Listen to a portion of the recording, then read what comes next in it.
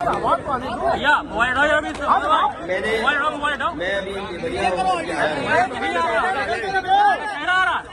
देवरिया होकर के आया हूँ। जो हमारे पत्रकार साथी पूछ रहे हैं, उससे पहले मैं ये कहना चाहता हूँ, मैं सबसे पहले कप्तान सिंह यादव जी का और आए हुए जितने भी प्रतिनिधि हैं जो दूर दूर से चल करके इस कार्यक्रम में आए हैं, मैं उनका धन्यवाद देता हूँ।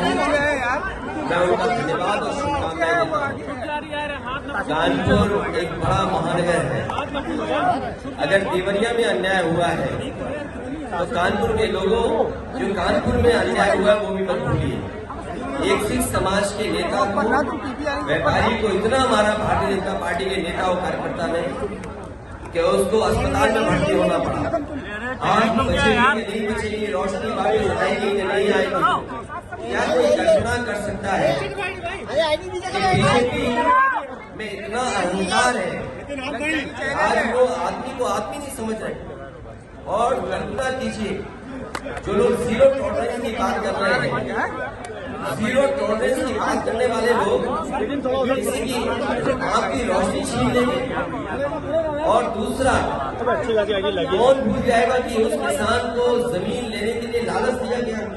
बीजेपी का नेता जो डिप्टी चीफ मिनिस्टर के साथ रहता है, बीजेपी का नेता दोनों डिप्टी चीफ मिनिस्टर के संपर्क में है, और उसने एक किसान की जमीन धोखे से लेकर के, उसे धोखे से चेक वापस लेकर के उसको मजबूर किया आत्महत्या के लिए। उस किसान की आत्महत्या हो गई और वो जमीन कोई 6 करोड़ की नहीं है, वो 30, 35, 40 करोड़ की जमीन है। उसको बीजेपी का नेता 6 करोड़ में लेकर के उस सीधे साधे भोले किसान से चेक वापस लेकर के चेक फाड़ दिया। क्या इसके खिलाफ कार्रवाई नहीं होनी चाहिए? क्या लग रहा है कि कानपुर के अधिकारियों के पास वो बुलडोजर नहीं है जिसके पास चाबी हो? क्या बुलडोजर की चाबी खो गई? बुलडोजर में पेट्रोल डीजल नहीं है? चाहे बुलडोजर का ड्राइवर बुलडोजर को छोड़ के भाग गया? क्या लखनऊ से परमिशन नहीं मिली बुलडोजर की? या तुम जानबूझ करके बुलडोजर नहीं चलाना चाहते ऐसे लोगों पर जिसने किसान से धोखा किया हो, 6 करोड़ रुपए लेकर के और चेक फाड़ दिया हो? और मुझे वो भी दिन याद है, इसी शहर में दंगा हुआ था। दंगे के नाम पर यहाँ की पुलिस ने कोई भी नहीं छोड़ा हुआ जिससे पैसा वसूल करना हो। कभी नाम बढ़ा देना, नाम हटा देना, दंगे के नाम पर यहाँ की पुलिस ने पैसा वसूला है। और मुझे सुनने में आ रहा है यहाँ पर गिरोह चल रहा है, जो पुलिस के लोग मिलकर के गिरोह चला रहे हैं, लोग के साथ अन्याय हो रहे हैं। अगर कोई बात कहेगा तो उसके खिलाफ कार्रवाई हो जाएगी। समाजवादी पार्टी जादू जड़ना चाहती है और समाजवादी पार्टी हर कीमत पे जादू जड़ना कराएगी।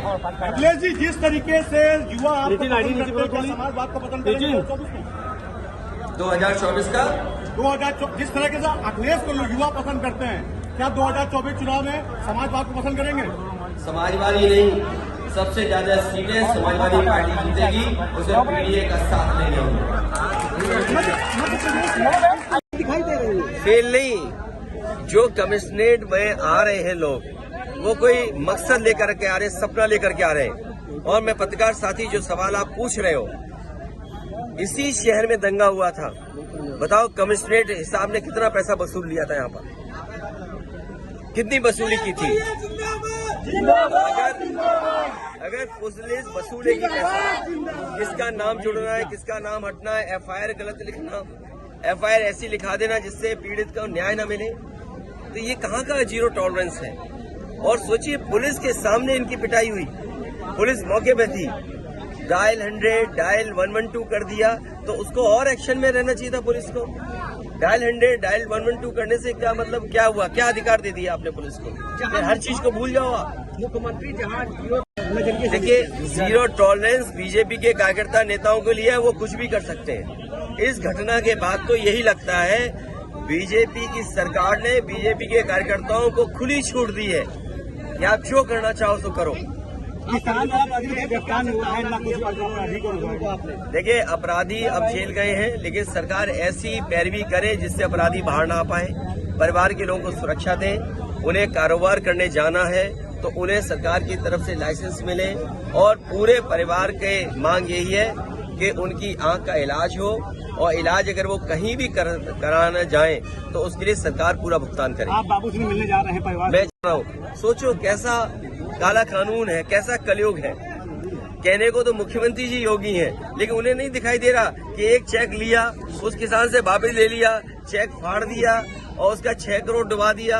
अरे कम से कम रजिस्ट्री कैंसिल करना चाहिए उन्हें पर। लाओ मसला।